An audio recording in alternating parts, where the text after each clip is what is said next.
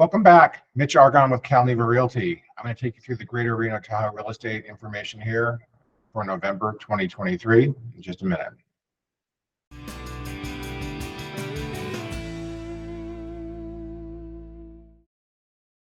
Okay, let's start off with median price like we have in months past.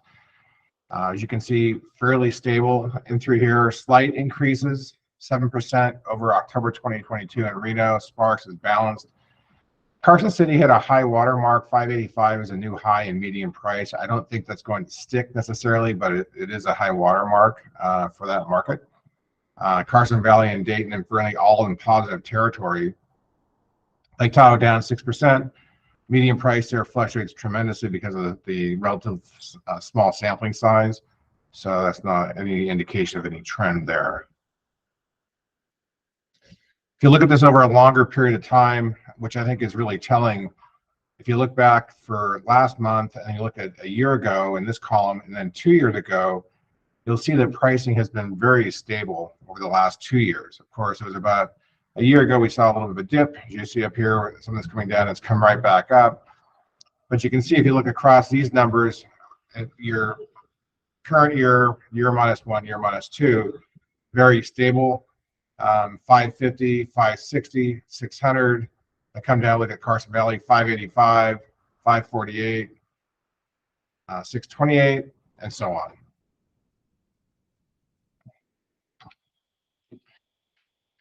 Take a quick look at housing affordability, which is a big topic these days because of the higher interest rates and the appreciation in pricing. We did have interest rates really kick up in October. They have come down since then in kind of a big way, with it looks like inflation beginning to really tame itself. So we'll see if that holds. But I thought it was telling that we have a median price of $600,000. It's just the Reno market we're looking at with a conventional loan, 20% down, good borrower. And that average interest rate for the month of October would calculate a monthly payment of $33.95. That's for principal and interest, no taxes and insurance.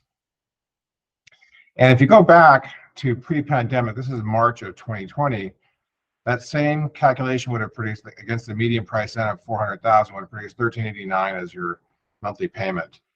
So you basically have a rise of the price, median price of the payment on a home has gone up by 2.44 times, which is pretty darn steep.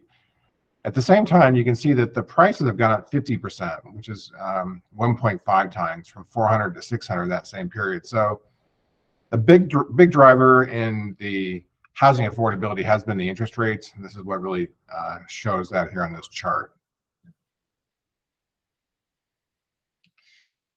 Quick look at homes sold across the region. You can see we're down slightly in Reno, a little bit more in Sparks, probably a 1 month blip. Up in the other markets, except for Tahoe, which really shows the small sample size, 11 and 5, also a very seasonal market. Months supply of inventory, some are up, some are down, mostly down. You can see that outside of Tahoe, Carson Valley at 3.2 is kind of leading the way there. So markets are a little more availability of inventory in Carson Valley than some of the other markets. Quick look at inventory, just about universally down, and in most cases in a pretty big way. You can see Reno and Fernley at 40% down. The other two markets in the 30% range, Carson City and Carson Valley a little bit less.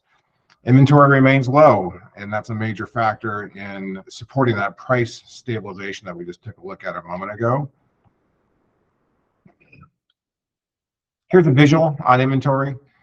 You can see that we are below levels of last year, and that's probably going to persist based on everything we have going on in the markets today. Month supply of inventory, again, relatively stable. You see Carson Valley at the high point there at 3.2, but again, pretty stable markets. We'll talk about supply and demand here in just a minute. So quick summary. Now we've gone through some of these numbers. First off, median price continues to be stable to modestly higher. And I talked to a lot of people who have told me they're waiting for the prices to drop. They're waiting for a big correction or for prices to collapse. And that's probably not likely to happen. And I'll tell you a little bit why here in just a moment. And this is just based on information that I read and review and see as part of as doing my job on a daily basis. So on the demand side, as you can see from the charts locally, we're certainly seeing enough demand to support the current inventory levels. Homes that are coming on the market are selling, and even with the higher interest rates that we've seen, while they may have peaked, demand levels are strong enough to support that level of inventory. Where's that demand coming from? Well, there's two major factors beyond people who just flat out need to move for some life-changing event. One of those factors continues to be relocation from California, which is nothing new in our region. But it's important to point out for you here that in many cases, a relocating buyer from California is not as rate sensitive as somebody who's getting a 80% loan or a 90% loan on their home. And so that also goes towards supporting demand as well as pricing activity. So as a matter of fact, the Carson Valley, Douglas County, and our region has consistent cash sales. The percentage of cash sales that are closing is about 50%. So what you have is half of the market in Carson Valley that really is not affected directly by interest rates in terms of their monthly payments. And that, of course, tends to minimize some of the downward pressure that you would see on pricing from the higher interest rates. The other factor we're seeing with strong demand is that millennial household formation is moving towards a peak, and will probably be there from the reports I've been reading for the next 10 to 15 years or so. So there's going to continue to be strong demand just out of the need for basic housing. Interest rates came down a bit last month, which is great, or this month actually, which is great. We'll see what happens there. The Fed's likely to leave their interest rate higher for some time until we get the inflation down, but it looks like we may have seen a peak in the mortgage interest rate. And that was up at the high 7, very low 8%. We're now down into the more like in the low 7% range. On the supply side, we still see decreased inventory because of the interest rate lock-in effect.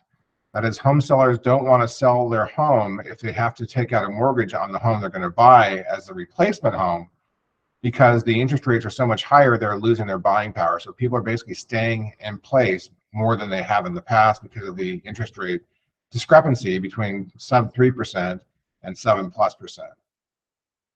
And regionally here, we still are really feeling the effects of systemic underbuilding during the Great Recession. I've shared those charts in months prior.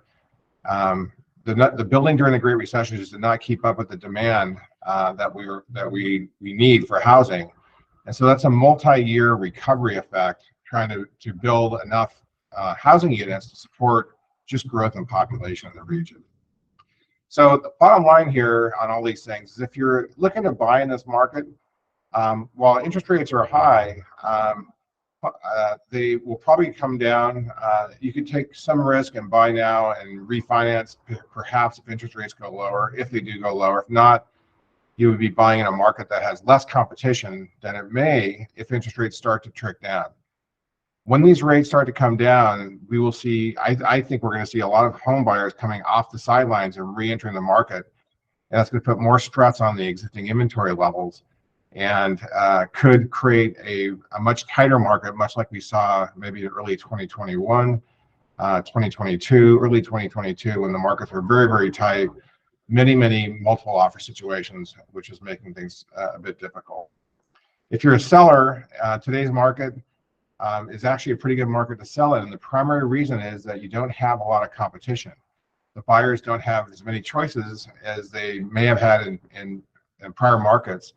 And as a result, if they need to buy something, they're going to choose from what's available. And because there's not much there, that generally is going to be a positive or a benefit for you. That's it for this month. I hope this has been useful for you.